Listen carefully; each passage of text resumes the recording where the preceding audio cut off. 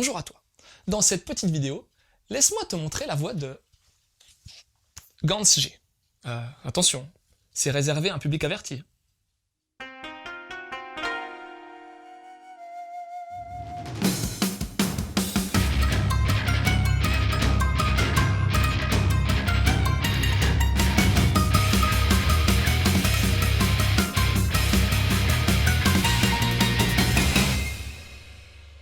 En 2005, une classe de lycéens fait une sortie scolaire en bus.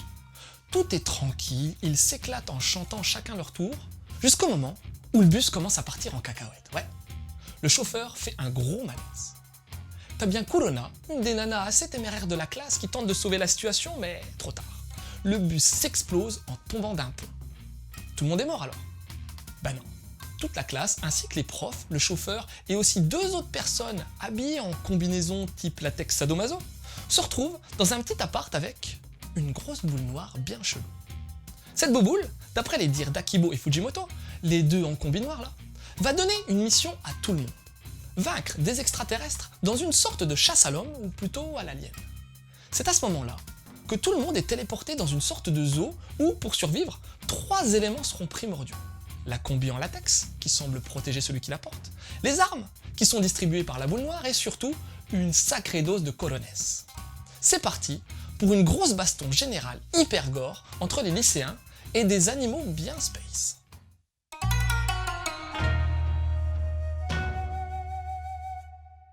On peut pas dire que ce soit vilain. Le style, même si un poil épuré, est agréable et détaillé. Les dessins sont fins, tant au niveau des persos que des animaux et des décors. Après, compare pas trop au trait d'Oku sur la série initiale Gantz. Tu risquerais d'être un peu déçu car à mon sens, le dessin a moins d'intensité. Tu verras par contre qu'il y a une surabondance du noir. Entre les combis latex et les ambiances nocturnes, l'impression a dû bouffer pas mal d'encre. Iizuka, le dessinateur, a donc effectué un contour blanc sur ses persos pour les différencier du décor, que je trouve un peu trop prononcé pour ne pas dire moche. Après, techniquement, le titre est assez bien réalisé. T'as pas mal d'action, le découpage est net, et tu vas retrouver un paquet de gros plans sur les émotions des persos, et surtout sur les scènes de carnage, parce qu'il va y en avoir une bonne dose quand même. Mention spéciale aux doubles pages bien travaillées, mais peut-être un peu trop nombreuses. Les compos de cases sont pas faux-folles et manquent clairement de diversité, mais bon, on est pris dans l'action, et c'est le principal. L'édition de Delcourt Tonkam est totalement dans la lignée de la précédente série de Gantz, avec une cover en rouge et noir, et blanc.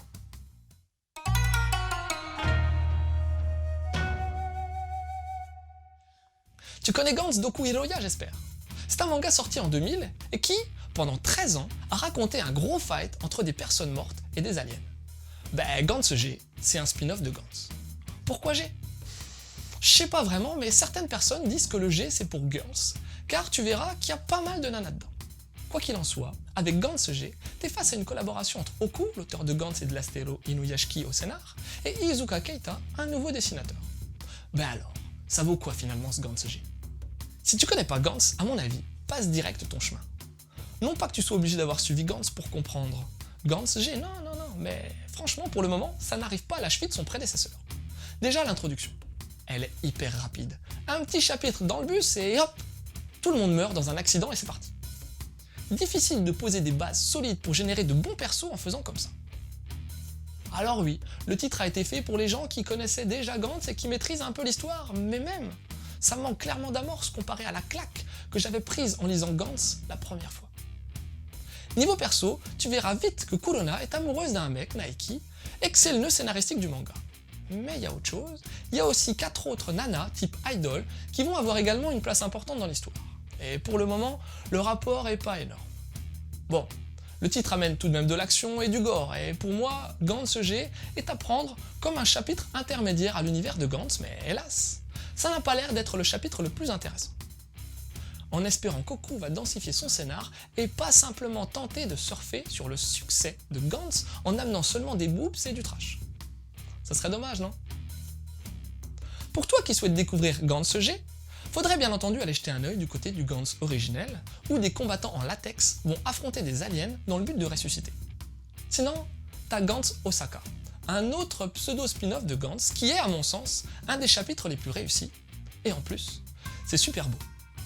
Enfin, t'as déjà entendu parler de Zero One? C'est le premier manga Doku publié en France et ça parle de gaming, sur fond d'ecchi, comme à l'habitude du mangaka.